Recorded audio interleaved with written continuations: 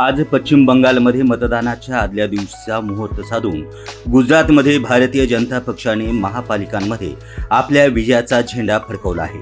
पश्चिम बंगाल विधानसभेतील दुसऱ्या टप्प्याच्या मतदानाच्या आदल्या दिवशी जाहीर झालेला हा निकाल आणि उद्याचे मतदान यात बादरानेही संबंध नाही। पण एक गोष्ट तर खरी आहे, ती म्हणजे उद्या सकाळच्या वृत्तपत्रामध्ये भारतीय जनता पक्षाच्या विजयोत्सवाची गाथा गुजरात, दिल्ली येथील वृत्तपत्रात झळकणार आहे। त्यासोबतच पश्चिम बंगालमध्ये देखील वृत्तपत्रांना ठळकपणे ही बातमी द्यावीच लागेल। गुजरातमध्ये 15 महापालिकेच्या निवडणुका होत्या।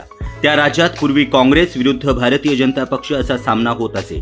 आम आदमी पक्षाच्या उगमानंतर भारतीय जनता पक्ष विरुद्ध काँग्रेस अधिक आम आदमी पक्ष असा तिरंगी सामना होतो। भाजप विरोधातील मते पूर्ण काँग्रेसला मिळत असत, पण आता त्यामध्ये आम आदमी पक्षाची भागीदारी झाल्यामुळे भारतीय जनता पक्षाच्या हातात आयतच फावलेला आहे। ज्या ज्या राज्यात काँग्रेस भारतीय जनता पक्षासमोर उभा आहे त्या राज्यात पद्धतशीर आम आदमी पक्षाने भाजपाची मते फार कमी प्रमाणात हिसकावली असतील।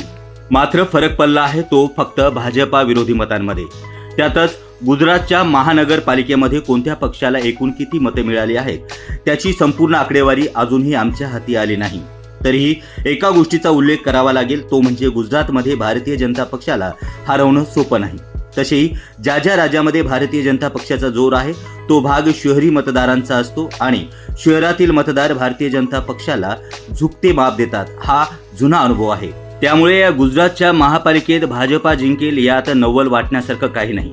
भारतीय जनता पक्षाच्या विजयाचे खरे कारण म्हणजे हा पक्ष वेळेवरती तयारी करत नाही, तर एक निवडणूक संपली की तात्काळ हा भारतीय जनता पक्ष पुढील निवडणुकीच्या तयारीला लागतो। तुम्हाला राजकारण करायचे असेल तर ते पूर्ण वेळ करावे लागते। निवडणुकीची घोषणा झाली म्हणजे धावाधाव करून उपयोग नाही, तर उमेदवाराची घोषणा केल्यानंतर त्यांना तयारी करण्यासाठी वेळ द्यावा लागतो। म्हणजेच वर्षानुवर्ष पद्धतशीरपणे नीट आखणी करूनच डावपेच आखावे लागतात। आपल्याला मत देणारे मतदार इकडे तिकडे जाणार नाहीत याची तरतूद देखील करावी लागते। केंद्र आणि राज्य दोन्ही ठिकाणी आपले सरकार असल्यावर त्याचा फायदाही आपोआपच मिळतो। भारतीय जनता पक्षाने हा विजय पद्धतशीरपणे केलेल्या मांडणीचा आहे, यात संशय नाही। 15 पैकी एकाही महापालिकेत काँग्रेस किंवा आम आदमी पक्षाला साधा शिरकाव देखील करता आला नाही। उद्या पश्चिम बंगालच्या मतदानाचा दुसरा टप्पा आहे। पुढील वर्षी गुजरात आणि पंजाब या दोन्ही राज्यांच्या विधानसभा निवडणुका आहेत।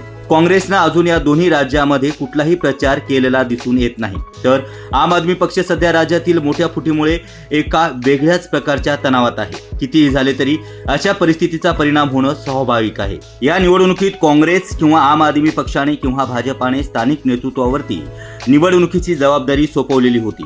आता गुजरातमधील भारतीय जनता पक्षाचे नेतृत्व डबल इंजिनचा असल्यामुळे आपोआपच मतदारांना आकर्षित करण्यात ते कुठेही कमी पडले नाही असेच एकूण निकालावरून वाटत आहे। भाजपाच्या नियोजकतेचा आणि त्यांच्या नियोजनबद्ध आखणीचा विरोधी पक्ष कधीतरी विचार करणार आहे की नाही, त्यामुळेच हाच भारतीय जनता पक्षाचा विजयाचा मथितार्थ आहे।